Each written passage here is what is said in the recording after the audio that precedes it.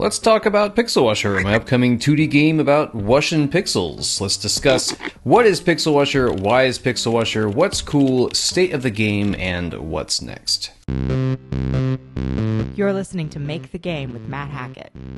Right off the bat, what is Pixel Washer? Here's the current one-liner I'm working with. Relax to the soothing sensation of power washing pixels as Pixel the Pig. I like this one. I've waffled a lot on the one-liner from my other game, Witchmore. But I'll tell you, what I really like about working on Pixel Washer so far is it has such a clear direction. I have this sort of voice I do that I've been experimenting with for promotional videos. Here's a clip. Would you look at all these dirty pixels? I hope you're ready because these pixels need a washing. That's right, it's Pixel Washer, a brand new game that's all about washing pixels. That's it, just pixels. There's no worries, there's no hurry. Nope, just pixels. That voice just came out of the very crystal clear direction. It's a chill, cool game. There's no pressure. It's just relaxed. In my book, How to Make a Video Game All by Yourself, I talk about game design pillars. The game design pillar helps give direction to your project.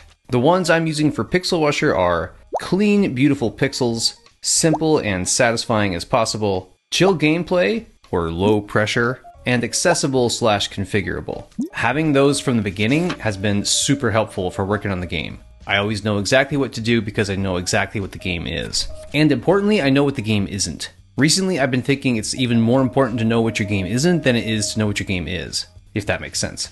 So why work on this game, I think, is always a good question to ask yourself. I ask myself that all the time. You know, when you are on a small team or a solo developer like me, you can pivot really fast. If there's something not clicking about the project you're working on, you can have a brand new project in like a week. I have a gigantic stack of game designs that I want to work on, and I had some really good momentum on my other project, Witchmore. But I needed to kind of switch gears for a few reasons. So first, I've been learning a lot recently, and I've been kind of wanting to apply that new knowledge to a new project. I started working on Witchmore about 3 years ago as kind of a side project while I was working full-time and didn't really have a lot of time, you know? I only started taking it seriously as a main project about a year ago.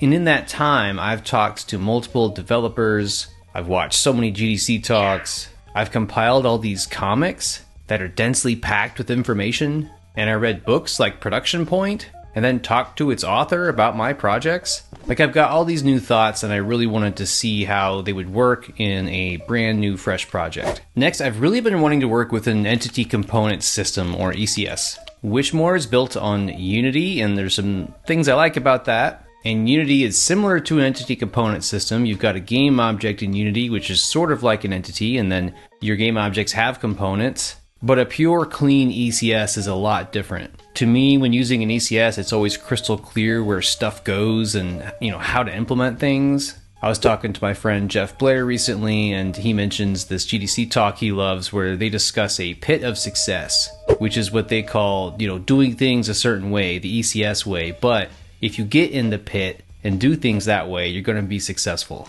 Adhering to these constraints means you have to solve problems in a very specific way. However, these techniques result in consistent, maintainable, decoupled, and simple code. We constrain you, we throw you in this pit, but it is a pit of success. So I really wanted to get back to an ECS, and I really wanted to get back to JavaScript because I love it. I know I'm weird like that. But, you know, I coach people on scratching your itch. If you've got something that's really itchy to you, then I think it's important to try to carve out some time to scratch that itch, you know? And for me, it was really effortless working on Pixel Washer because I so badly wanted to scratch these itches. On that note, I had this huge stockpile of pixel art that I've acquired over the years from places like Open Game Art, from amazing artists like Lime Zoo, and of course Kenny. We all love Kenny.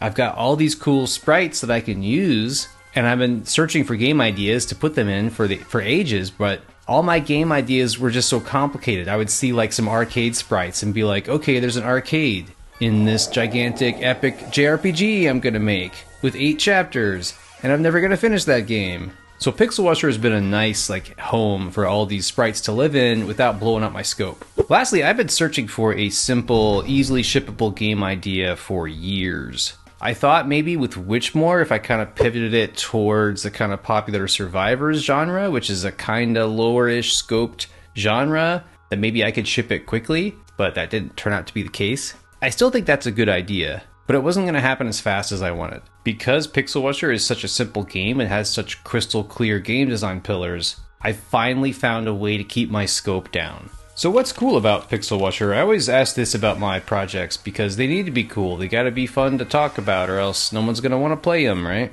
So right off the bat, I think it's got amazing pixel art, and I can say that because I barely drew any of it. I am going to be hiding some of the pixel art I've made for other games in secret areas of Pixel Washer, but mostly it's just tons of different sprites from tons of different artists, making Pixel Washer itself sort of like a pixel art museum. And there actually is a museum in Pixel Washer where you unearth pixel art. I also think the gameplay is super satisfying. Watching the pixels feels sort of like a scratch-off lottery ticket.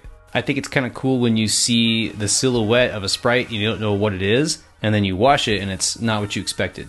Also, this is very specific to me, but Pixel Washer to me is a cool game because it's exactly the kind of game that would have ran specifically on a Sega CD or a Turbo Duo back in the day. So these were consoles based on like Sega Genesis and TurboGrafx 16, but they had CD or compact disc capabilities. A fine morning to you, my lord.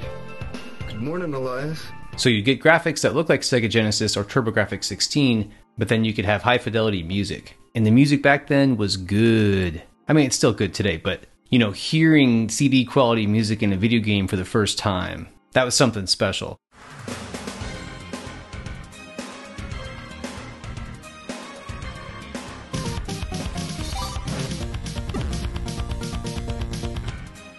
And Pixel Washer kind of has that pattern, right? It's got true, authentic, actual pixels, crispy clean. In Pixel Washer, they're 512 by 288, super low resolution, but the audio is super high fidelity. So you get this nice chill soundtrack.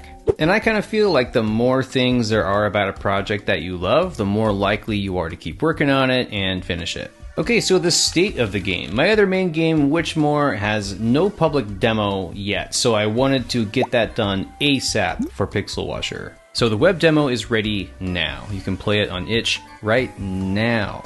There's 3 levels in the demo. There's a clean city, a Japanese market, and my favorite, an arcade. The game's in a great state, I'm pleased to say. Lastly, what's next? I gotta do a lot of playtesting to make sure I get those bugs fixed. I gotta make a bunch of content, of course. I always feel like there's more content to do, always and forever. To kind of nudge me along and track my progress, I added this in-game notice of how far along I am. When I first added it, the percentage complete was so low, I had to double check my math, and 11% was done. I gotta climb that content mountain. Next is Steam integration, which I'm kind of sweating because I remember it being pretty hairy, but I've done it before. It's working in Indie Game Sim, another game I've worked on that's on Steam, which is using a similar tech stack, right? So I know it's possible, but I expect it'll be, non-trivial. Then, just market and promote the game for months and months and try to get that coveted magic number, whatever, 7,000 or 10,000 wish lists or whatever. That's a high bar, but we'll see. First things first, I gotta get that desktop build going. I podcasted with my friend Jeff Blair recently, and he reminded me that 96% of Steam users use Windows. So that's the desktop build I'm focusing on. I actually use a MacBook to work on, and so I want a build for Mac, but I can't really justify spending much time on it right now. Now Steam Deck, however, I've kind of already got a build running on it. Like, it's too good. I would just love to play Pixel Washer on Steam Deck. So my last devlog like this was about my other game, Witchmore, so you might be wondering what's going on with that. As you can imagine, I have lots of thoughts, so stay tuned. In the meantime, go ahead and add it to your Steam wish list. And of course, while you're at it, add Pixel Washer to your Steam watch list. I'm in trouble, aren't I? Everything has to be a something list now. My next game will be called, Wanderlust. Add Wanderlust to your Steam Wander list. Something like that.